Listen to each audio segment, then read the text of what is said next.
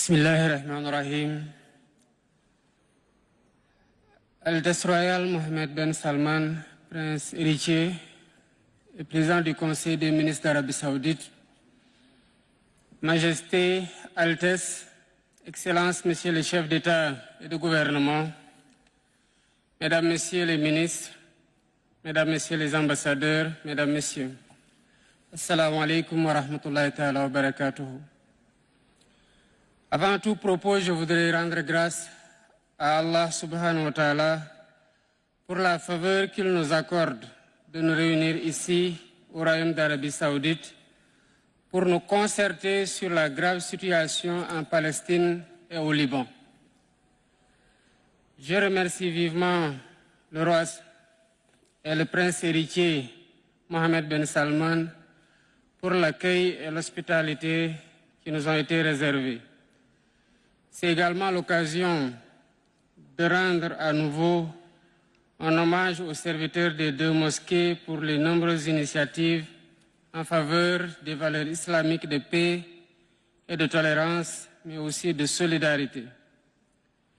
Mesdames, Messieurs, depuis le 7 octobre 2023, jour des attaques menées par le Hamas et d'autres groupes armés, le peuple palestinien, dont les territoires sont depuis longtemps occupés de manière illégale par Israël, endure des violences d'une intensité inouïe dans sa quête de liberté et de dignité.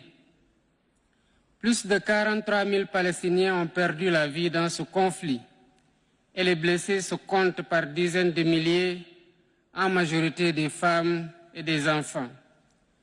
Parmi les victimes figurent des secouristes palestiniens, des journalistes, ainsi que plus de 230 employés des Nations Unies fauchés dans l'exercice de leurs devoirs humanitaires.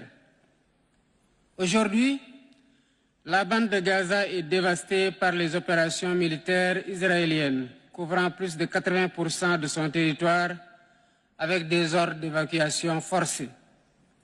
Près de 2 millions de personnes se retrouvent déplacés, sans ressources et souvent sans abri, abandonnés à une situation de détresse indescriptible.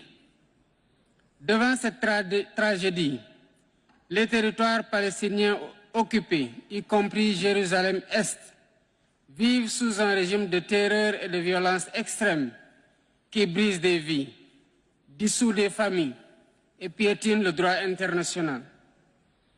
Ce sont des violations graves et systématiques du droit humanitaire, des atteintes inadmissibles aux droits humains qui, sous nos yeux, prennent la forme d'un nettoyage ethnique et d'un génocide.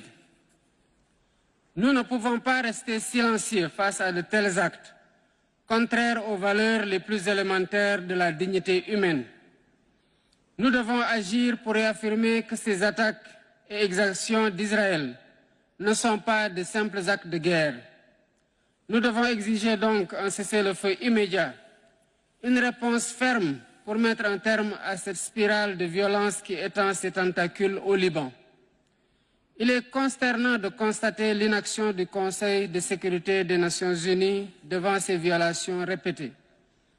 Ce manque de réaction ne compromet pas seulement l'espoir d'un cessez-le-feu, mais affaiblit la crédibilité même de cette institution censée garantir la paix et la sécurité mondiale. Face au cuisant échec moral du Conseil de sécurité, une mobilisation plus conséquente de la Oumma islamique par des actes concrets est devenue un impératif.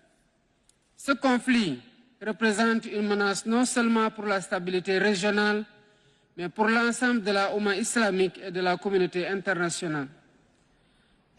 Permettre la perpétuation de ces injustices, c'est miner les fondations du multilatéralisme et compromettre l'intégrité du système qui doit protéger la vie humaine et défendre la dignité. C'est pourquoi le Sénégal appelle à une condamnation ferme des menaces proférées par Israël contre l'ONU et son secrétaire général, ainsi que les nouvelles lois adoptées par la Knesset pour entraver les opérations de l'ONU. Elle constitue une violation flagrante de la Charte des Nations Unies que nous partageons tous et des conventions internationales protégeant les droits des réfugiés. Par solidarité et pour la poursuite vitale des opérations de l'ONU dans les territoires palestiniens occupés, l'OCI devrait demander la révocation immédiate des lois israéliennes illégales.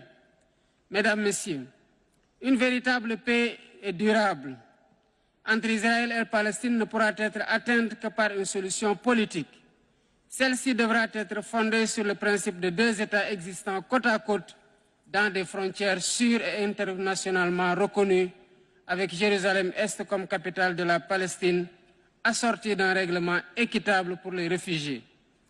À l'approche de la Journée internationale de solidarité avec le peuple palestinien, ainsi que cette année, nous célébrons le 26 novembre, nous devons plus que jamais intensifier notre engagement pour le plein recouvrement des droits du peuple palestinien.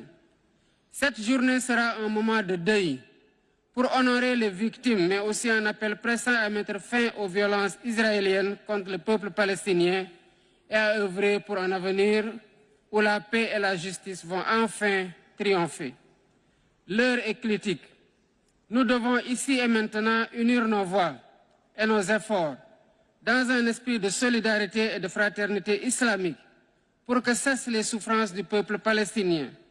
Que notre détermination soit ferme et que notre action soit résolue. Assalamu alaikum wa rahmatullah.